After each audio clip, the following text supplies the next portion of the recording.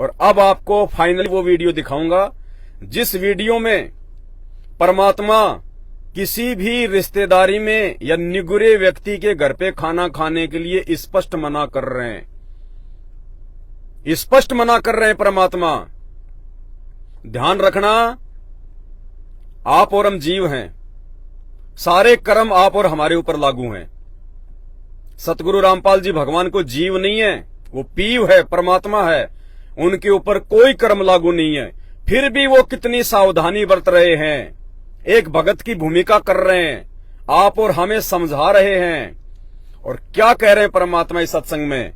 अगर कोई समझदार आत्मा होगी तो उसकी आंखें खुल जाएंगी और जिंदगी में आज के बाद वो भूलकर, यदि उसका मकसद आत्म का उद्धार करवाना होगा, यदि उसको सतलोक में जाना होगा, सदा सदा के लिए 84 लाख योनियों के बंधन कटवाना होगा, वो भाई बहन जिसको ज्ञान समझ में आ गया होगा, भगवान समझ में आ गया होगा, वो अपनी रिश्तेदारियों की तरफ रू भी नहीं करेगा। और अगर जाना भी पड़ गया तो ना खाएगा ना पिएगा उन निगुरों के, जिनके ऊपर 3 लोक का भार। सुनिए ये सत्संग, और ये सत्संग सुनने के बाद उस भाई की भी आंखें खुल जानी चाहिए जो केवल एक तरफा और कमजोर आत्माओं के लिए किए गए सत्संगों को भगत समाज में भेजकर काल प्रेरणा से अपने भी कर्म फोड़ रहा है और दूसरे भाई बहनों की भी कर्म फोड़ने का प्रयास कर रहा है। ये सत्संग ध्यान से सुनिएगा परमात्मा का।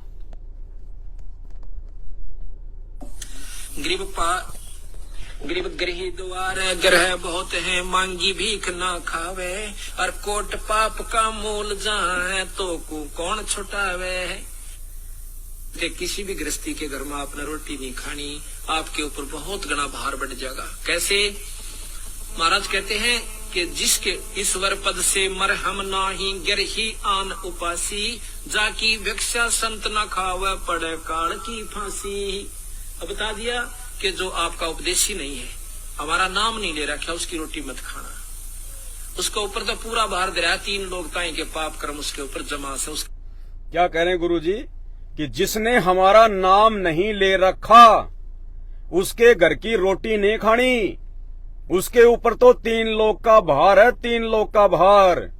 ईश्वर पद से मरहम नाही, यानी जिसको भगवान की शरण प्राप्त नहीं है उसके ऊपर 3 लोक का भार है। जिन्होंने सतगुरु रामपाल जी भगवान से उपदेश नहीं ले रखा, कहते हैं उसके घर का पानी भी पी लिया, अनाज भी खा लिया, 3 लोक का भार चढ़ेगा। और सबसे इंपॉर्टेंट बात इस सत्संग में जो गुरु जी आगे कह रहे हैं, परमात्मा अपने विषय में भी क्या कह रहे हैं कि मैं भी उसी भगत के घर पे खाना खाता हूं, उसी भगत के घर पे हम पैर रखते हैं जो पहले हमारा भगत हो जाता है, जो पहले हमसे नाम दीक्षा ले लेता है। अन्यथा सतगुरु रामपाल जी भगवान भी कह रहे हैं कि मैं उस भगत के घर पे खाना नहीं खाता। क्यों भाई? सतगुरु रामपाल जी तो भगवान है, परमात्मा है, वो तो चाहे जहां खाना खाएं उनके ऊपर तो कोई भार नहीं चढ़ेगा। भाई ये नियम तो हम भक्तों के लिए हैं, भगवान के लिए थोड़ी कोई नियम है। भगवान के ऊपर कौन सा भार चढ़ेगा? अगर भगवान किसी अनुपदेशी का खाना भी खा लेंगे तो पूरी दुनिया भगवान का बच्चा है, उन्हीं के बच्चे हैं, सब उन्हीं के संतान है। तो सतगुरु रामपाल जी भगवान पे तो कोई भार नहीं चढ़ना चाहिए। ये तो परमात्मा है, ये तो लोगों का भार उतारने के लिए आते हैं। इतनी सावधानी सतगुरु रामपाल जी भगवान जब अपने खुद के लिए लागू कर रहे हैं, एक भगत की भूमिका में, आप और हमें समझाने के लिए, आप और हमारी आंखें खोलने के लिए, तो मूर्खों आप और हम भक्तों ने तो कितनी सावधानी रखनी पड़ेगी। जब गुरुजी खुद ये बात कह रहे हैं कि जो हमारा भगत नहीं बन जाता, जो हमारी शरण में नहीं आ जाता, हम तो उसके घर पे भी नहीं जाते, उसका खाना भी नहीं खाते। तो मूर्खों आप और हमें यदि ऐसा व्यक्ति जो निगुरा है अगर 1 करोड़ रुपए दे और कहे कि 1 चपाती खा ले तो भी नहीं खानी चाहिए, वो चाहे रिश्तेदार हो, चाहे आड़ोसी हो, चाहे पड़ोसी हो, चाहे प्रधानमंत्री हो। ध्यान से सुनो। इतना खावे पड़े काल की फांसी। अब बता दिया कि जो आपका उपदेशी नहीं है, हमारा नाम नहीं ले रखा, उसकी रोटी मत खाना। उसके ऊपर तो पूरा भार दे रहा है, 3 लोग ताई के पाप कर्म उसके ऊपर जमा से, उसका अन्न मत खाना, काल की फांसी पड़ेगी। अपने हंस को अपना बना कर उसको नाम दे करके हम पाठ करने जाते हैं, पहले उसको एक उपदेशी बना लेते हैं, उस घर के आदमी को नहीं। हम पाठ करने नहीं जाते, क्या कह रहे हैं गुरुजी? उसके ऊपर जमा से उसका गुरुजी कह रहे हैं जब हम पाठ करने जाते हैं तो पहले उस घर के एक व्यक्ति को अपना उपदेशी बना लेते हैं, उसके बाद हम उस घर में पाठ करते हैं और खाना खाते हैं, नहीं तो हम उस घर में पैर भी नहीं रखते। ध्यान से सुनो, अगर आंखें खुल जाएं तो। एक तरफा सत्संग सुन के अपने आप को डोन समझने वालों, ये परमेश्वर है, परमात्मा। तुम्हारी बुद्धि वहीं तक काम कर रही है, तुम वहीं तक सोच सकते हो। और जिनको सतलोक जाना है उनको हर प्रकार से अपनी भक्ति बचानी पड़ेगी। तो क्या कह रहे हैं परमात्मा? हम उसी घर में पाठ करने जाते हैं जिस घर का एक व्यक्ति पहले हमारा उपदेशी हो जाता है, वरना हम उस घर में पैर भी नहीं रखते। ये भगवान के वचन है, तो आप और हम जीवों को कितनी सावधानी रखनी पड़ेगी। क्यों भाई, क्या फर्क पड़ रहा है? गुरुजी तो मंत्र भी करते हैं ना, जैसे हमें कहा गुरुजी ने उस सत्संग में कि उस घर का आपके ऊपर कोई वार नहीं चढ़ेगा क्योंकि आप मंत्र करोगे और आप देव की आरती कर लो। तो क्या गुरुजी को मंत्र याद नहीं है? क्या गुरुजी को अनदेव की आरती याद नहीं है? गुरुजी भी तो किसी अनुपदेशी के घर पे खाना खा के या पाठ करके अनदेव की आरती कर सकते हैं ना। जब हम भक्तों के ऊपर भार नहीं चढ़ेगा तो गुरुजी पे भी नहीं चढ़ेगा, गुरुजी भी आरती कर लें, अपना मंत्र कर लें। लेकिन क्या कह रहे हैं परमात्मा? एक भगत की भूमिका में कैसे अपनी भक्ति बचा रहे हैं। कहते हैं पहले हमारा भगत बनना पड़ता है, उसके बाद हम उसके घर में पैर रखते हैं। सुनो ध्यान से मूर्खो, बचा लो अपनी भक्ति। ये बाहर का खाना पीना छोड़ के, रिश्तेदारियों में आना जाना छोड़ के, उन रिश्तेदारों को जरूरत होगी तो वो आएंगे तुम्हारे पास में, तुम क्यों जाते हो उनके पास में? सुनिए ध्यान से। नाम नहीं ले रखा उसकी रोटी मत खाना, खावे पड़े काल की फांसी। अब बता दिया कि जो आपका उपदेशी नहीं है, हमारा नाम नहीं ले रखा, उसकी रोटी मत खाना। उसके ऊपर तो पूरा भार दे रहा है, 3 लोग ताई के पाप कर्म उसके ऊपर जमा से, उसका अन्न मत खाना, काल की फांसी पड़ेगी। अपने हंस को अपना बना के उसको नाम दे करके हम पाठ करने जाते हैं, पहले उसको एक उपदेशी बना लेते हैं, उस घर के आदमी को नहीं। हम पाठ करने नहीं जाते, कति भी चाहे को किम्मे भी हो, तो पहले उसके एक सदस्य को नाम दे देते हैं, फिर हमारा वहां पर पाठ करना रहा जैसे जब हम पाठ करने जाते हैं। तो इसी प्रकार कहते हैं ईश्वर पद से मरहम नाही गर ही आन उपासी। आन कह दूसरे, कबीर साहब ने छोड़कर और क्या की पूजा करता, कोई माता की, कोई मसाणी की, कोई किसी वस्तु की, उस उपासी का, उस उपासना करने वाले हंस की हम कभी भोजन नहीं खाना चाहिए। आई बात समझ में? इतनी सावधानी रखनी पड़ेगी। इसलिए दास बार बार वीडियो में जिक्र करता है कि ये ना सोचना कि हमने प्रथम नाम ले लिया, गुरुजी ने हमारे को 11 नियम दे दिए, सतनाम ले लिया, गुरुजी ने 34 नियम दे दिए। गुरुदेव और भी बातें बोलते हैं कि धीरे धीरे जब आपकी बुद्धि काम करना शुरू करेगी तो आप जो है कॉमन सेंस से भी समझने लग जाओगे कि क्या करना और क्या नहीं करना है। Common sense. तो भाई ये बहुत अगम की बातें हैं। अगर अपनी भक्ति बचानी है, वास्तव में सतलोक जाना है, इतनी सी त्रुटि क्या होती है, राई जितनी त्रुटि भी नहीं करनी अब हमने, वो समय चल रहा है ये। अरे जब भगवान खुद इतनी सावधानी रख रहा है और दास बार बार वीडियो में कहता है कि हमने यदि सतलोक जाना है, हमने वास्तव में यदि एक भगत बनना है, तो हमने अपने गुरुदेव को देख के चलना पड़ेगा। हमने किसी भगत को देख के नहीं चलना, हमने अपने गुरुजी को देख के चलना जो है पड़ेगा।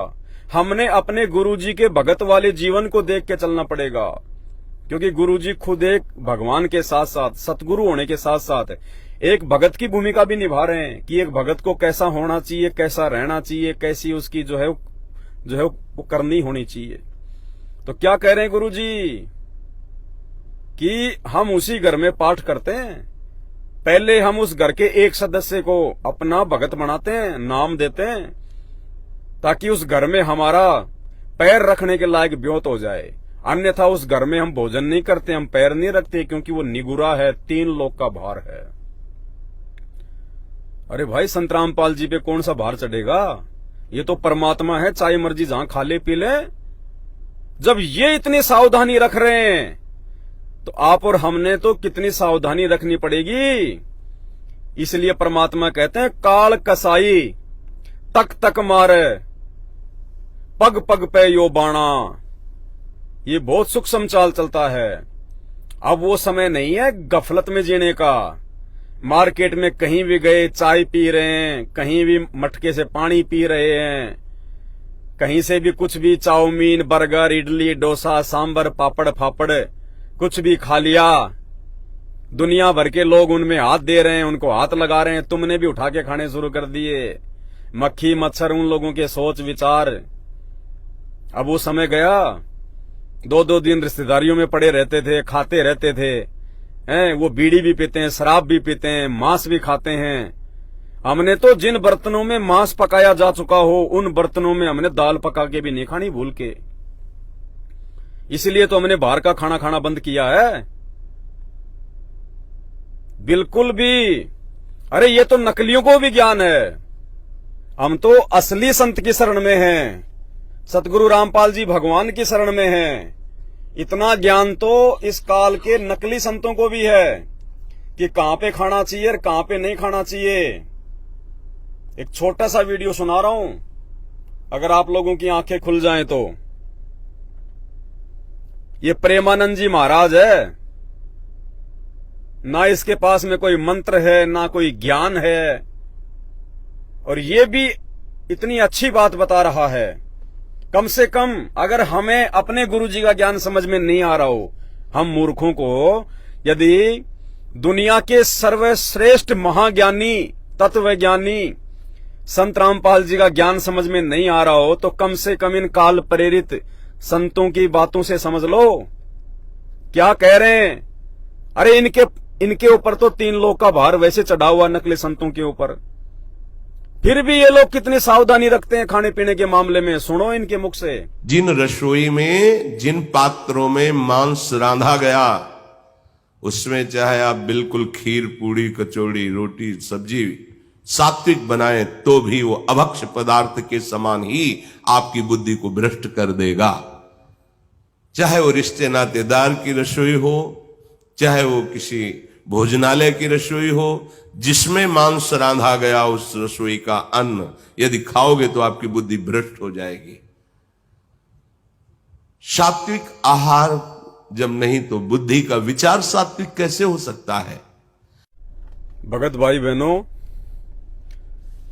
यकीन मान के चलना, ये बातें अपनी भक्ति बचाने वाली या तो सतगुरु रामपाल जी भगवान के सत्संगों में मिलेगी या फिर आपको साध संगति के वीडियो से मिलेगी। दूसरा धरती पे कोई ठिकाना नहीं है। हर प्रकार आपकी भक्ति को बर्बाद करने वाले मिलेंगे, आपको पथ भ्रष्ट करने वाले मिलेंगे, आपकी मर्यादा तुड़वाने वाले मिलेंगे। ये बातें आपको लाख जन्म में भी सतलोक आश्रम मैनेजमेंट हरियाणा वालों के पास या उनके फर्जी आश्रमों में या उनके भक्तों के मुंह से सुनने को नहीं मिलेंगी।